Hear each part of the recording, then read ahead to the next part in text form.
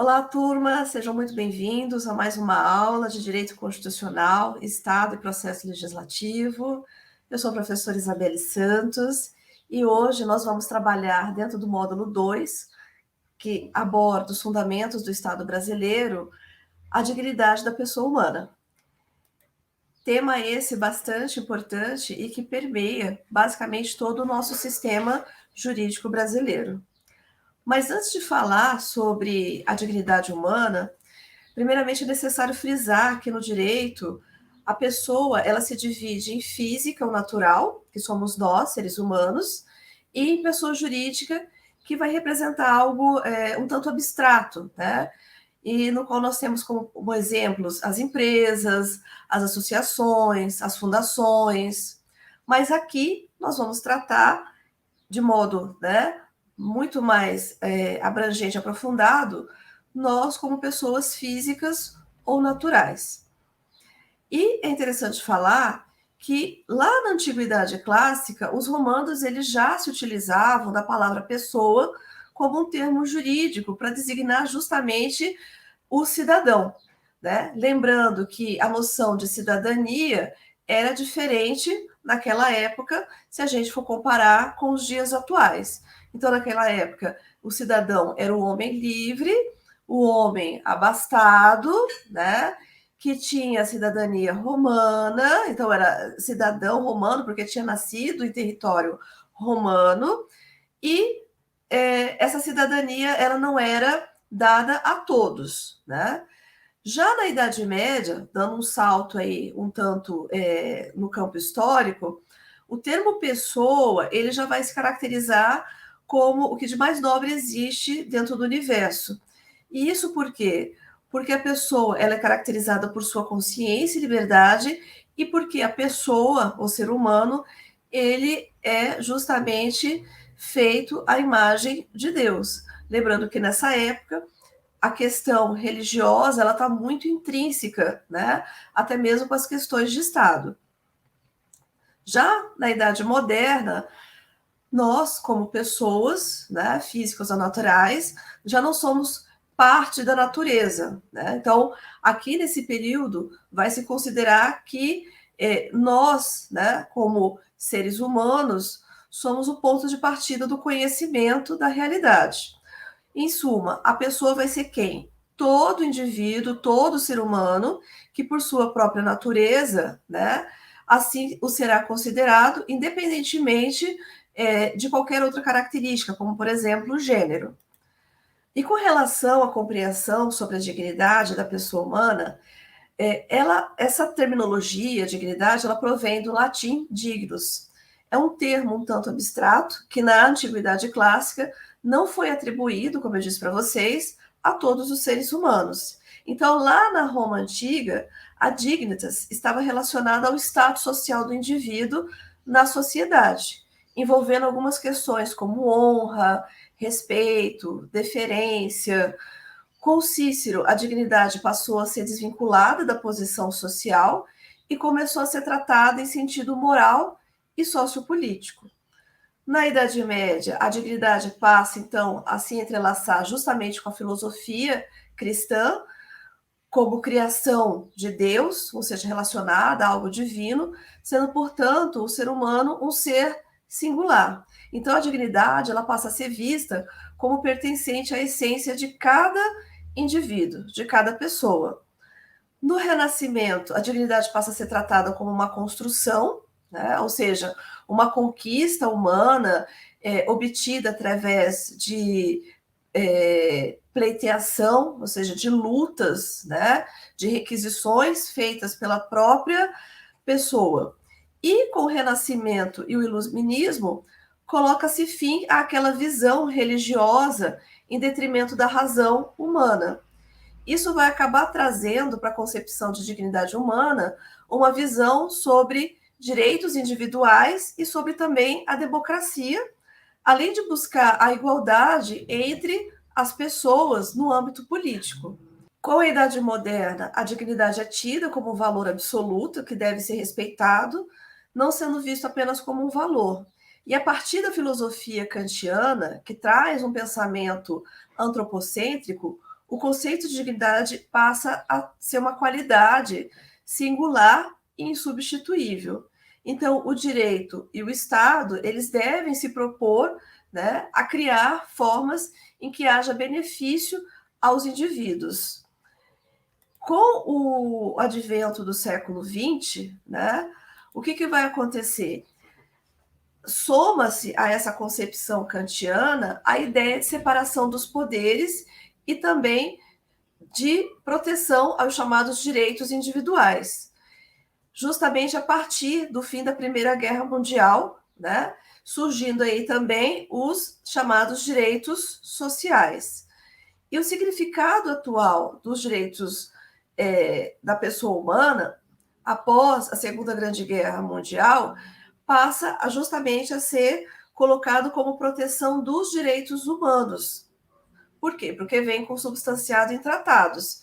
Então, esse significado atual que nós temos, né, de direitos humanos, ele foi justamente sedimentado após a Segunda Grande Guerra Mundial, tendo como pano de fundo as experiências traumáticas que são decorrentes justamente, né, dos regimes nazista e fascista.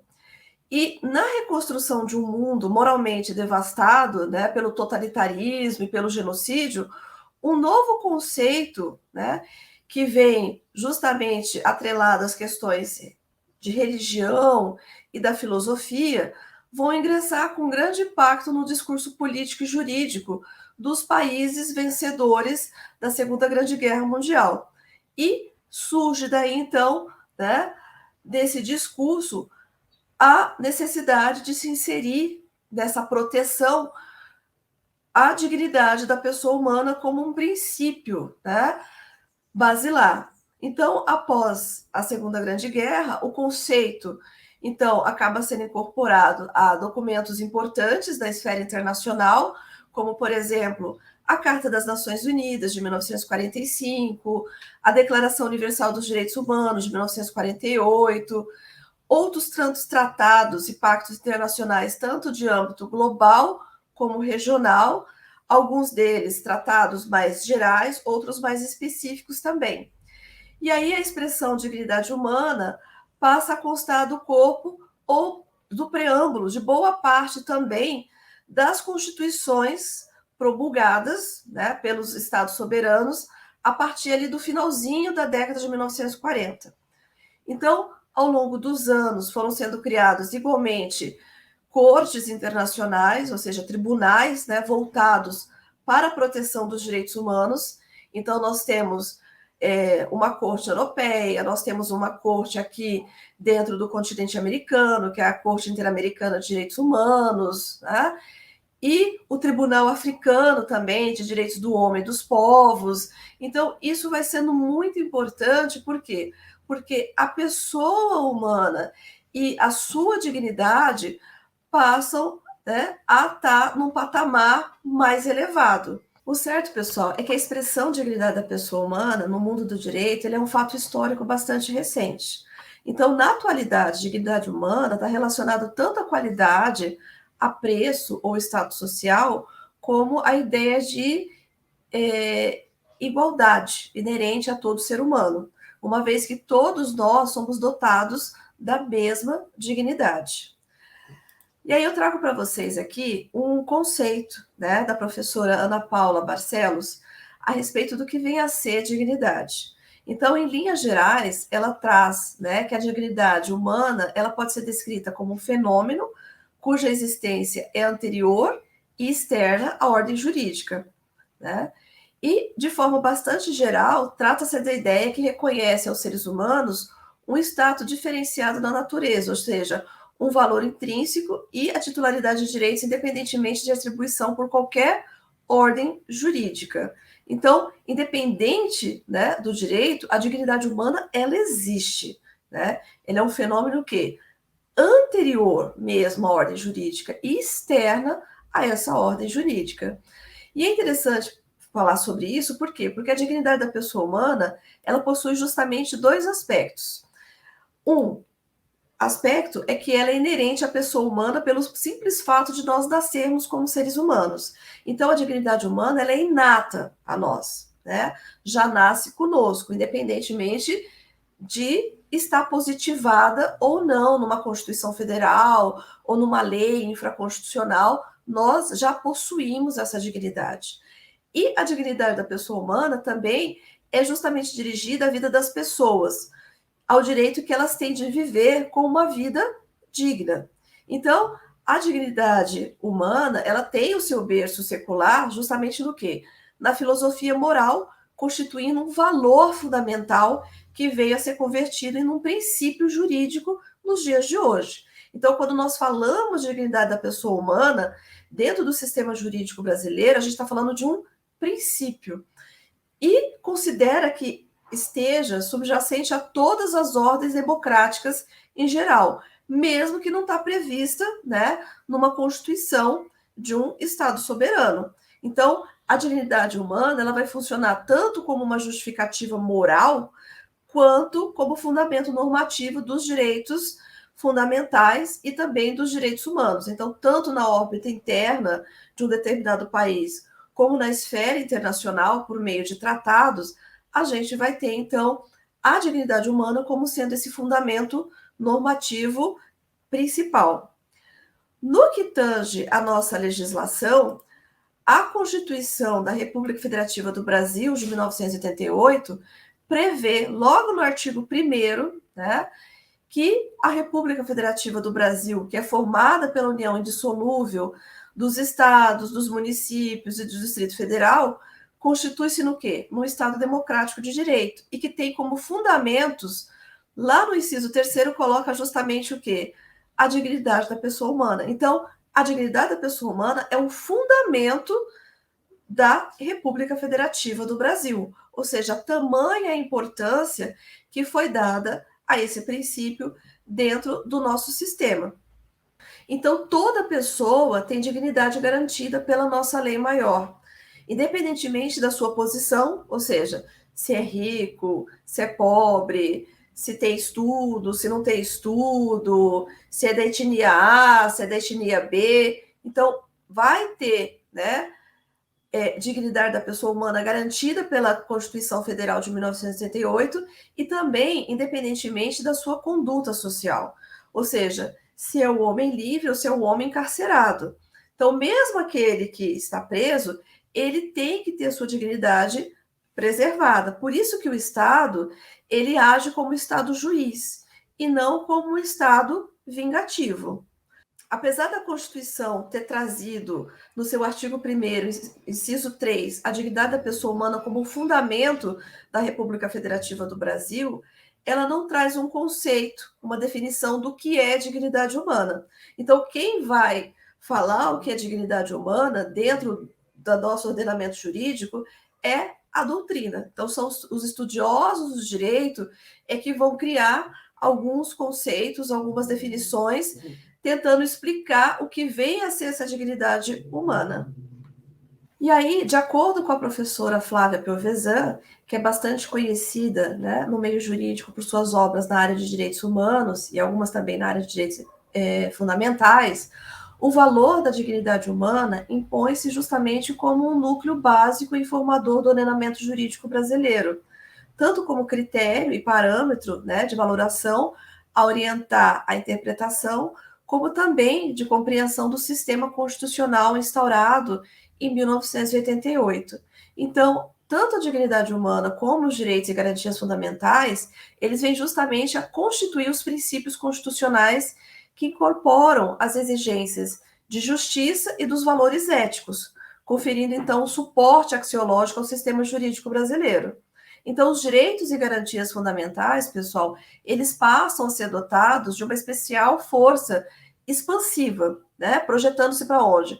Para todo o universo constitucional e servindo como um critério interpretativo de todas as normas do ordenamento jurídico brasileiro. E embora o texto, né, da nossa Constituição ele não tenha privilegiado especificadamente determinado direito, né, na fixação das cláusulas pétreas, né, não havia dúvida de que também entre nós os valores vinculados ao princípio da dignidade da pessoa humana assumem peculiar relevo. Então, leva-se em conta, né, em eventual juízo de ponderação, os valores que constituem uma inequívoca expressão desse princípio. Então, entra aí a inviolabilidade da pessoa humana, o respeito à integridade física, o respeito à integridade moral, a inviolabilidade do direito de imagem, a inviolabilidade da intimidade, dentre outros direitos também que são inerentes a nós como seres humanos. Então, o que a gente tem? A gente tem o ordenamento jurídico, né?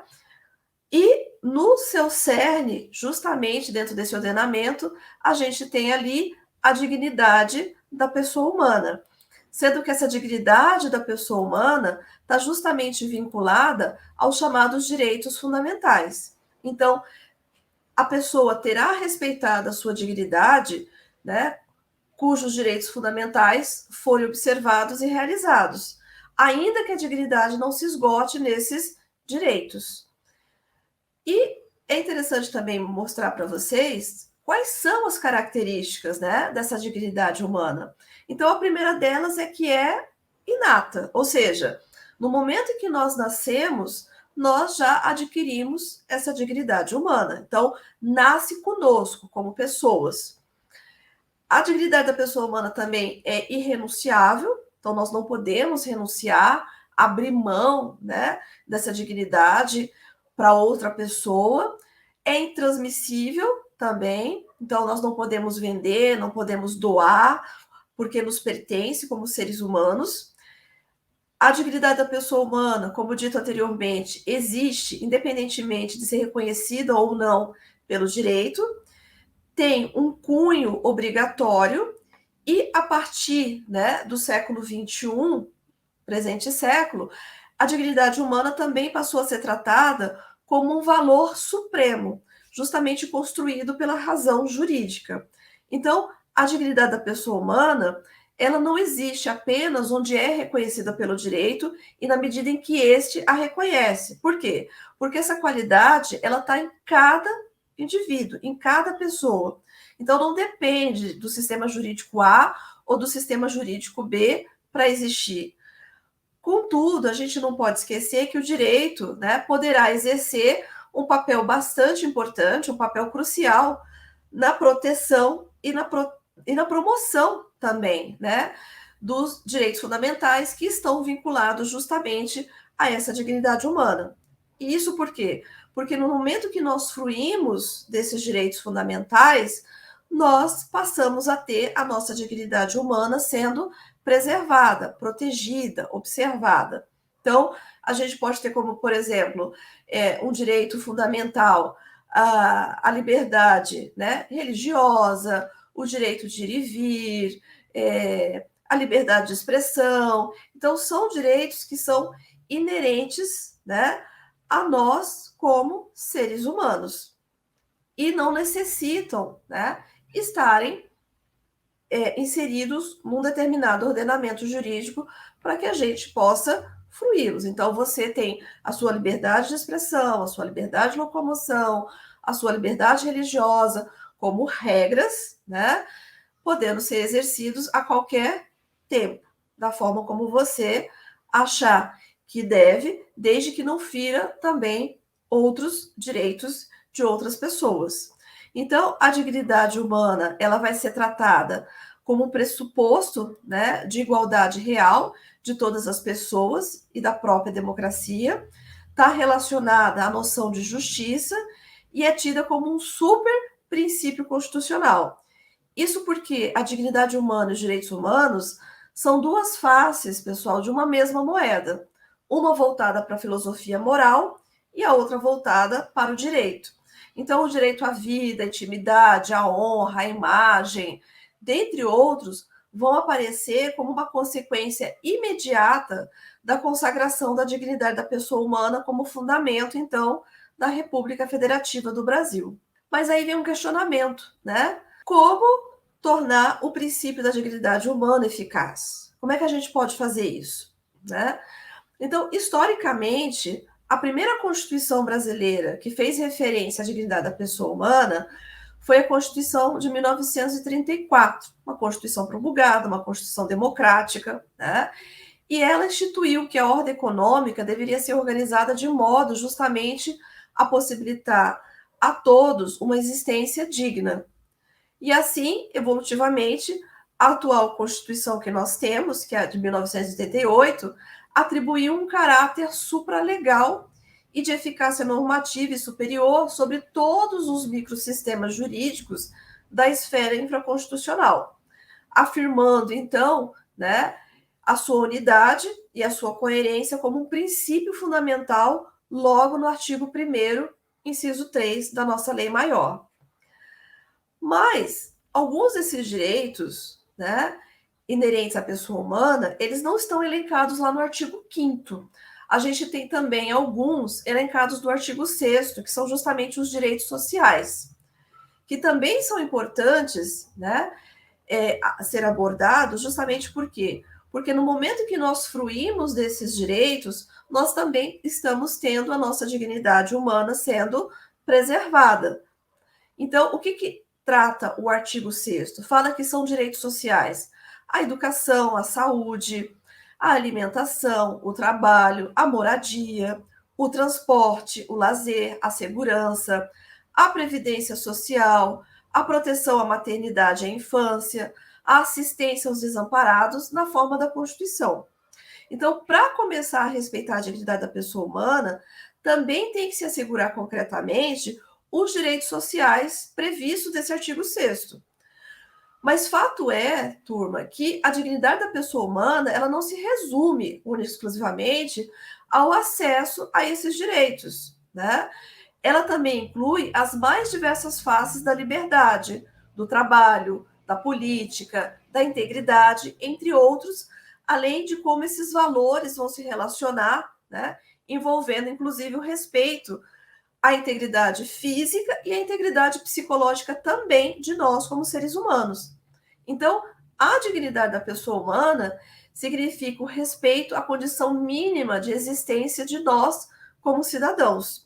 Então, é um valor absoluto e constitucionalmente consagrado que vai justamente consolidar o quê? O respeito à pessoa, devendo estar acima de qualquer outro valor ou direito estabelecido pelo ser humano. Bom, isso foi o que eu trouxe para vocês, né, a respeito da dignidade da pessoa humana. Como referências, né, eu utilizei o professor Luiz Roberto Barroso e o professor Alexandre de Moraes. O professor Barroso, numa obra um pouco mais genérica, que é o curso de Direito Constitucional Contemporâneo, e o professor Alexandre de Moraes traz na sua obra Direitos Humanos Fundamentais, Teoria Geral, comentários do artigo 1º ao 5º, uma visão um pouquinho mais esmiuçada, né, de cada um desses artigos, incisos, parágrafos e alíneas. Então, é bem interessante dar uma lidinha na obra dele também, para quem quiser aprofundar um pouco mais, né, a respeito dessa temática. Bom, deixo aqui o meu muito obrigada a todos vocês e até o nosso próximo encontro. Tchau, tchau.